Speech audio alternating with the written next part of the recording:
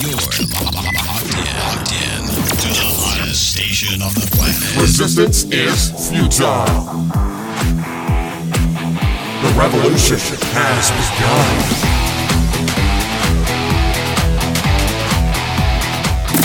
You're listening to Rebelpreneur Radio, helping you break the rules and build the business you need for the life you want. And now, broadcasting his pirate signal from somewhere beyond the status quo, here's your host, best-selling author, marketing and media strategist, Ralph Brogden.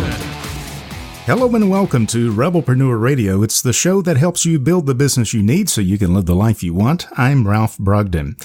Well, taking that leap and getting into the business that is perfect for you, the kind of business that you can run on your own, the kind of business that will support the life that you want, even though it's out there and it's available and the opportunity is right in front of you, there are still obstacles that we have to overcome. A lot of those obstacles are in our mind, in our mindset, in our attitude, in our beliefs about what is possible. And the great thing is, a lot of the things that we believe to be true about ourselves, it's not true at all. At least the negative stuff is not true. You can do far more than you believe that you can do, but you have to put yourself out there and see that for yourself and basically persuade yourself that you can do this and you will do this. One of the people who exemplifies this is on today's show with me. I'm speaking with Katrina Petersen. She is a serial entrepreneur on a mission to save a Crooked Steeple Hall, an 1850s church building. She believes in taking crazy chances and finding others who share your passion to help build your business. Her favorite quote is a Japanese proverb, fall 7 times, stand up 8. What a great thing to keep in our mind as we consider how do we take that leap. Katrina Petersen, welcome to Rebelpreneur Radio. Thank you so much, Ralph. It is awesome to be here. We did get to talk a little bit before, but I'm really excited. I love everything that you're doing, and the guests you have on are just excellent. So I'm happy to be here. The awesome is mine, my privilege, my awesome to have you, Katrina. You are a serial entrepreneur, and we're not meaning that you are into cornflakes, right? By serial, we're talking. That was supposed to be a joke. You're supposed to laugh when I make little jokes like that. No, it's absolutely. Well, I was thinking about the cornflakes. I kind of do like cornflakes, but that's not what we're talking about. So as a serial entrepreneur, you have started and run many businesses.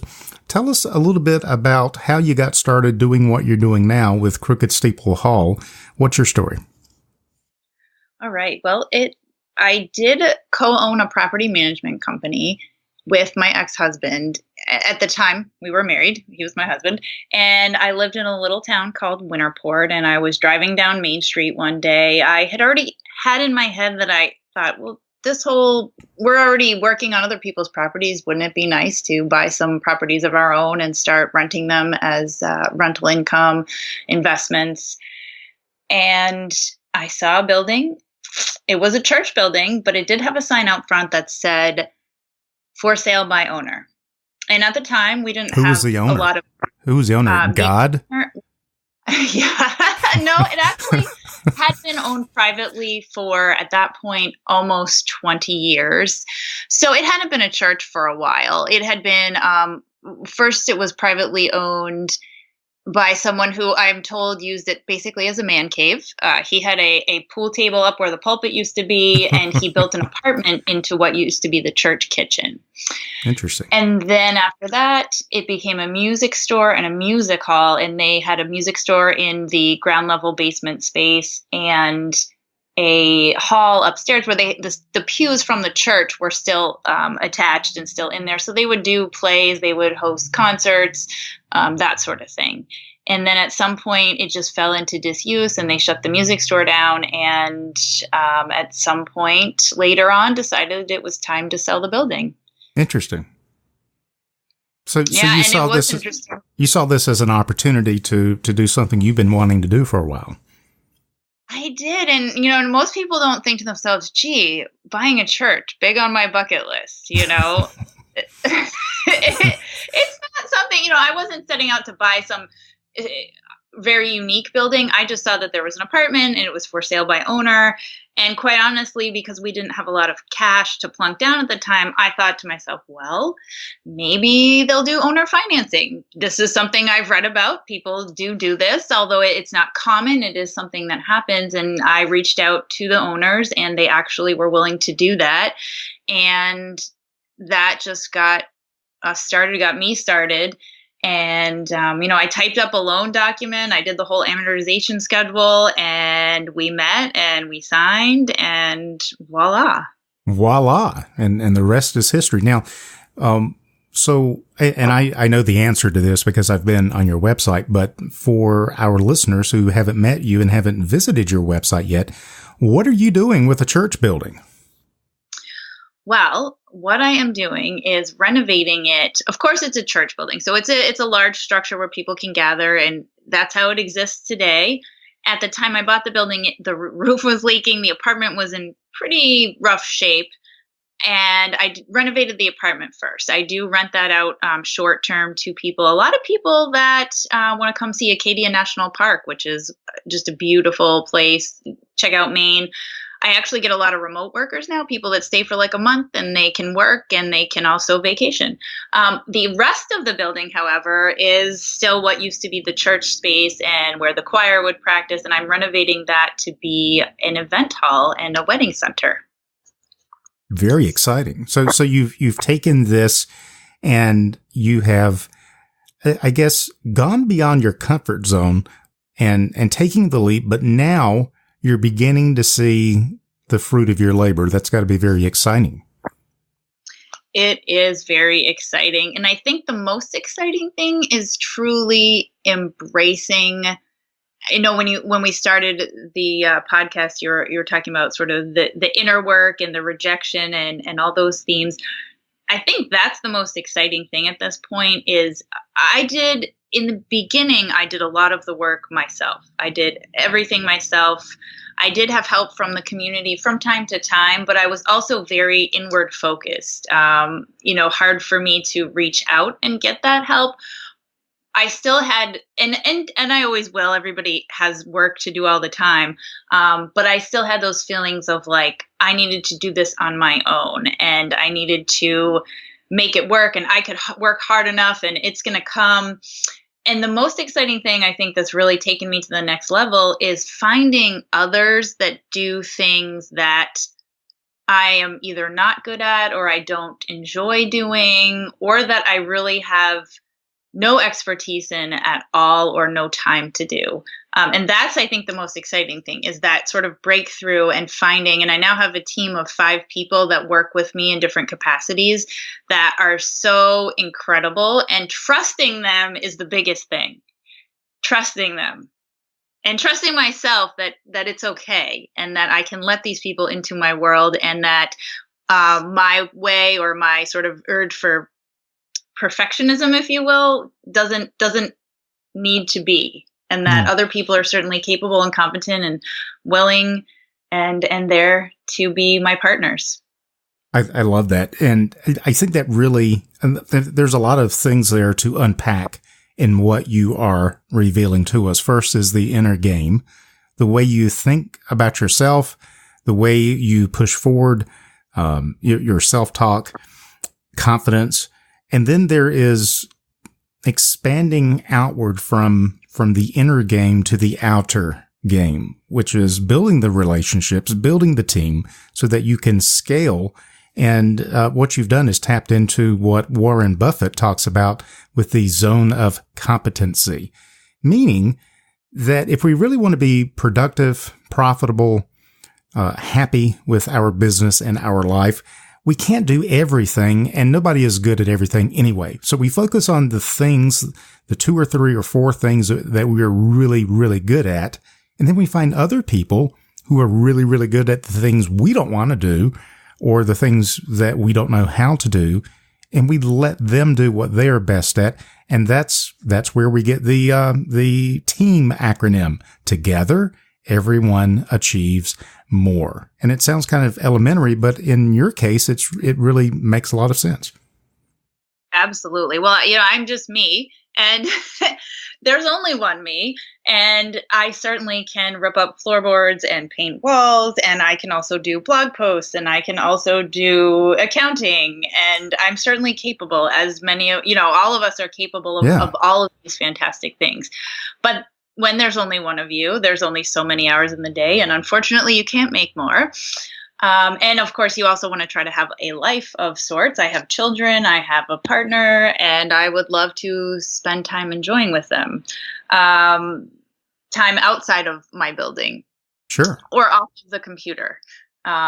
And in order to do that, I really needed to engage other people. And I'll tell you like a really short microcosm of this. So even though I had met these other fantastic women that were helping me, I have a designer who's really great with branding and marketing, and I have a business manager who's good with contracts and making sure my website is tight, and I have a travel concierge who works with me to do travel planning, and I have an events manager who does bookings.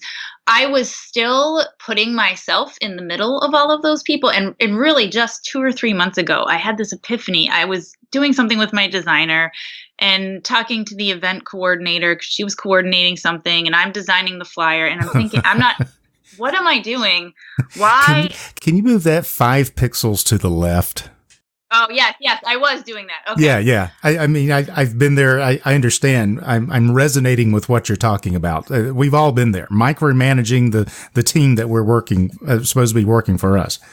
This designer I have, she is in New York City. She works on some fantastic retail brands, like high-end luxury brands. She knows what she is doing. And I said to myself, what am I doing? So I told her, from now on, give me 2 general concepts. I'll pick one and you run with it. Don't ask me to like what thing needs to go in what corner. I said, I'm not going to do that anymore. Not only that, but how about instead of me getting in the middle, you just talk to Alicia, our events coordinator, directly.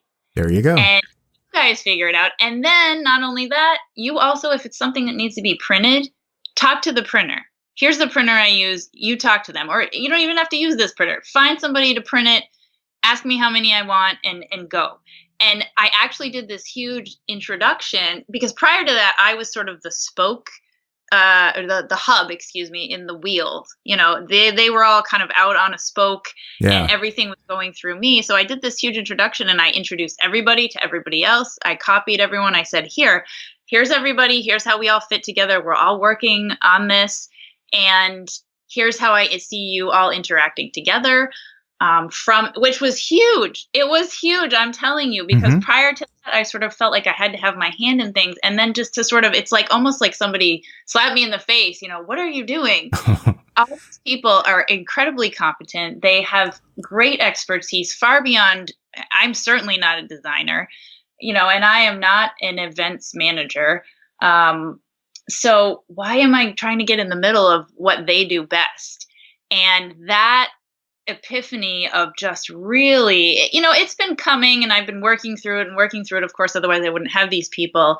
However, recognizing that if you run a business and you want to get to the next step of that business, you can't do it all, really requires you to trust the people that you work with and let them do what they do best. That is so true. And I think this really speaks to our listeners on a couple of different levels. If you're trying to start your business or you're in a startup mode, always be thinking ahead to that point where you're going to want to be able to grow the business, but not grow how many hours a week you're spending in the business. Otherwise, you're building a golden cage for yourself. You are becoming a prisoner of your own business because, like Katrina was saying, you are the hub that all the spokes of the wheel have to go through.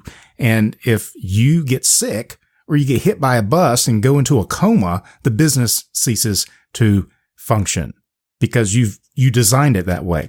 So what we're saying is design your business to run without you so that you can scale that and you can duplicate yourself across many different layers of competent people on your team, but it requires you to think strategically. And what does that mean? To think about every aspect of your business. Make a list of all the things that have to happen in your business. then make a list of all the things you're currently doing and compare those two lists. And what, in my experience, a lot of people, when they get overwhelmed, they've got too much to do, that their business isn't growing. It's because they've got all of these things that need to be done. They can't do them, and so they don't get done. And so nothing ever changes. And that's not building the business you need to create the life that you want. So what you're talking about, Katrina, is universal. It's applicable to every business owner out there, that we stop trying to do everything ourselves, stop micromanaging. Move that illustration on the website 5 pixels to the left, that sort of thing. We need to take a big step back. And I think your biggest role as the business owner at this stage is to be the integrator of relationships, introducing one person to the other and then letting them do whatever it is that they do so that you can do what you do best. Absolutely. I think it's so key. Now, that's another thing there's another thing I'm extremely, I would say, passionate about, and that is building the systems that allow people to do that. Mm-hmm. And they can be small.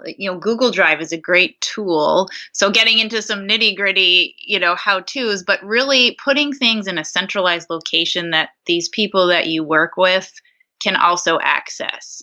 Also giving them, as much as you want to let them do what they do best, you do need to define what it is you want them to do. Yeah. And I've had to learn that's a balance. There's a balance between just giving such a broad picture that they're confused and they don't really have direction, and, move the thing 5 pixels to the left. So you do have to strike a balance. You also have to figure out with each person how they best work together. And sometimes it's going to take a little back and forth to clarify what you exactly want them to do and how you see them fitting in. And also, there's going to be starts and fits, and there might be somebody that it seems like it's going to go really well, and maybe it doesn't work out the way you thought. And either you try again and you keep going and get it till it's in a good place, or maybe, you just move on and you meet the next person that might fill that role. And that's sort of going back to the fall 7 times, stand up 8, is that it's not like you're going to find one person or a couple people and they're going to be perfect for the rest of your business life together. It's that, you're constantly always meeting new people and always seeing if there's a fit for somebody. You should have some stability, right? But it's not just a one and done and check that off the list and you'll never have to do it again sort of thing. Yeah. I think a good way to illustrate what you're talking about is a sports team. Hopefully, if you have a great team, you're lucky if you have 1 or 2 superstars on that team. But no matter how great that superstar is, you still need players in every position, and players come and go, and you're always scouting. You're always looking for new opportunities, new people. And what you said is so true. It's not just you put someone in a position and you forget about them, but they grow, your business grows, and sometimes people grow into and with the business. Sometimes they grow out of the business, same as on a team. And so they trade players, or they recruit new players from training Absolutely. farms. So it's not a static thing, but it's a living organism that's growing and changing. And once more, this really underscores why, as the business owner, you don't have time to really micromanage every single thing, because you're more like the coach standing on the sideline looking at the overall team performance and saying, where can we better or best use this particular talent for this particular situation? And that requires some ongoing maintenance and feedback, and just really learning how to integrate all of these different people with all of their different skills and talents to achieve the goal that you lay out for them. Absolutely. And I think the other thing to keep in mind is that as entrepreneurs, we can be extremely driven. We can be willing to work harder and do crazier things than a lot of the average people out there. And that, when I was saying we have to define, strike that balance between move 5 pixels and just such a broad picture, they don't know what to do, is that sometimes as entrepreneurs, we can think, well, geez, I would have, given this my all and done X, Y, Z and stayed up 20 hours.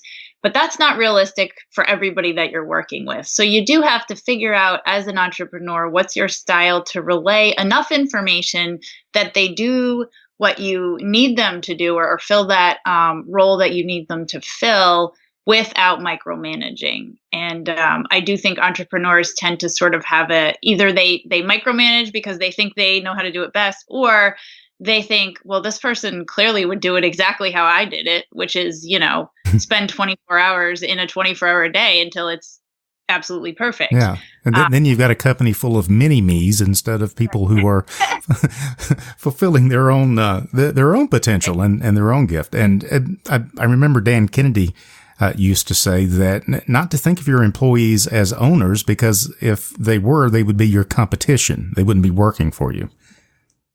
Absolutely. And I was reading recently, and I can't remember where it was, but that you tend to hire people that are like yourself.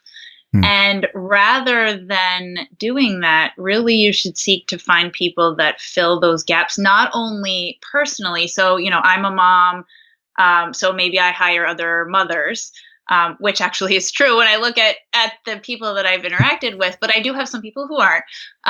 But to find people that maybe you personally wouldn't, sit next to and immediately be best friends with, but people that have different strengths that they bring to the table. And that's definitely something I think for an entrepreneur that is a challenge. Absolutely. But you can be conscious of it and really make an effort to come up with something different.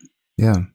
Well, I really like the way our conversation has gone, because it really bridges the gap between the startup phase and the scaling phase. And that's where a lot of people fall apart. But I want to circle back around with the few minutes that we have left to get back to this inner game, because if you didn't take the leap, if you didn't push forward in spite of opposition, getting over the rejection and the difficulties and the obstacles, you would never be in a position to have a team, to scale your business, to begin to see the fruit of your labor. So what can we begin to do? What can our listeners start doing to really boost their confidence, to be confident, not to eliminate fear, but to acknowledge the fear and take the leap anyway? What can you share with them that might give them the motivation to really put themselves out there? Well, I think that's so key. Everybody has fear, but you're doing it anyway despite the fear. That's a huge thing. And I know you had Jennifer Hooper, who actually is my coach, on recently, and she's a big proponent of that. But I did actually prepare a little list. So there are some things that I do, and one of those, and this is going to sound, I think it sounds a little hokey, but it's so helpful to me. And I definitely know that if I fall off and I don't do this on a near daily basis, it impacts my mindset. And mindset is so important, because when you feel good, when you feel confident, when you feel like you can handle it all, you're just going to approach everything differently. All the people you interact with, potential customers, potential investors, people you're talking to on a podcast, that it all ties together. So this thing that I do is I make a list of 10 positive things about myself at the start of the day. And it's key and crucial to do this, I would say, within the first half hour to hour of waking. I try to do it as one of the first things that I do, because it really helps me set a tone for the day. This is not a to-do list. This is simply, what are 10 things about me that I feel good about today, that really are putting me in a good place for my business and for my day?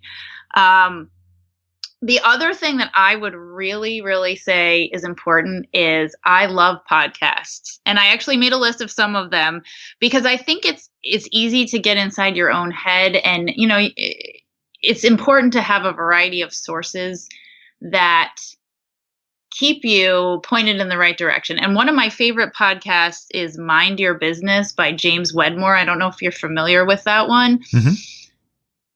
But he is just so all about your inner game and your thought process. And I find that anytime I sort of drift in the other direction, I'll make sure I'm pulling up one of his podcasts and listening to it. I love Goal Digger by Jenna Kutcher. She is aimed more at creatives. However, she really does talk a lot about, again, that sort of inner work, inner game, confidence. And then there are a couple others. So this is a TED Talk that I really, really like, and I can watch this over and over and over again. It's Rejection Therapy. I don't know if you've ever seen this TED Talk, but there's this gentleman, and I'm going to get his name wrong, but I can email it to you later. But sure. He does this fantastic, he came up with this 100 Days of Rejection, where he's running his own business, and he knew that he was extremely afraid of rejection, and he was trying to get investments, and he asked for one investment, got turned down, and was like ready to quit. And he said, you know what? I know that I can create a product or I can run this business, but I really need to become a better leader. And he developed these 100 things that he did, and he went out. And so some of the things he did, like he asked a stranger for $100. He asked Krispy Kreme to make him donuts in the shape of the Olympic rings. He asked for a burger refill at Five Guys. So just he has to plant a flower in somebody's backyard, and really just some sort of off the wall stuff. But he forced himself into these situations, and he, by the way, video documented every single one of these encounters. And his TED Talk is just fantastic. Yeah, if you do a Google search on Rejection Therapy TED Talk, you'll see it. It's the first result. It's I don't want to mispronounce his name. It looks like Jia Zhang. Yes. Or something close to that. Yeah. What I learned from 100 Days of Rejection, and that's on TED.com. Yeah, I love getting these podcasts and these TED Talks in my earbuds while I'm doing my exercise.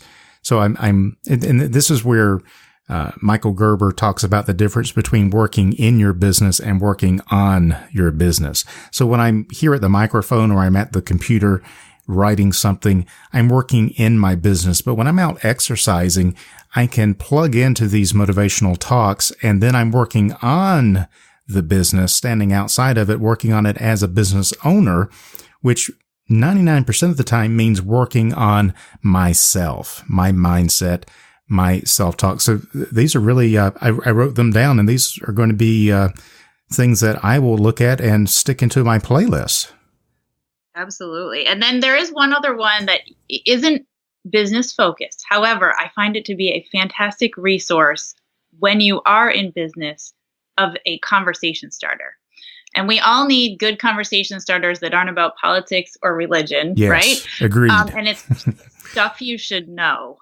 I don't know if you're familiar with that one either. But it's what they do is they deep dive on a topic, and it can be anything. One that I call out is they did a deep dive on Stradivarius violins. And they talked all about the history and why do they sound this way, and just they spend like an hour talking about whatever the topic may be. And it has been such a great conversation starter as I go to networking events and meeting new people, because I have this sort of breadth. I mean, we can all read the Wall Street Journal or the New York Times, or watch TV for our news, but this is just kind of gives you a little leg up, I think, and it's in no way, it's not current news, but it's it gives you an interesting thing to discuss with people when you meet them. Sure. And that's called Stuff You Should Know. Stuff You Should Know. Mm-hmm. Awesome. Katrina, this has really been motivational just to listen to you and to, from what little I've learned about you in the time that we've spent together. I think you exemplify the Rebelpreneur spirit of taking the leap, moving forward, overcoming obstacles in yourself, stepping out of your comfort zone. I mean, that's something that, the phrase is used quite a bit, but do we ever really exemplify that? Do we ever really step outside of our comfort zone? Few people do. Most people stay inside the comfort zone. You have definitely taken the leap. You are practicing what you preach, and I really appreciate you being on the show today. Any final thoughts or words of wisdom that you would like to leave us with as we close? I definitely would like to say, just keep going, because if you believe in it, you can make it happen. And I truly believe that if I stopped every time somebody went through my building and said, "Oh, this is a huge project," I would have like closed the doors long ago and just kept working in banking. Yeah. But I really do believe that if you, and I'm sure there are business analysts and entrepreneur professors at schools that would want you to have cash flow projections and all sorts of fantastic stuff. And that's important. But what is really important, and if you look at anybody who has done great things in business or in life, they've been rejected repeatedly. They've been turned down. And the important thing is that they kept going. And that's why you should too. Excellent. Excellent. Words of wisdom from Katrina Petersen. She is a serial entrepreneur on a mission to save a Crooked Steeple Hall, an 1850s church building. She believes in taking crazy chances and finding others who share your passion to help you build your business. If you'd like to find out more, go to crookedsteeplehall.com to connect with Katrina, and we will have that link on the Rebelpreneur website as well. Katrina, thank you so much for being on the show today. I really appreciate it. You're welcome. Have a great day. You've been listening to Rebelpreneur Radio with Ralph Brogden. Download the show notes and much more at rebelpreneur.com.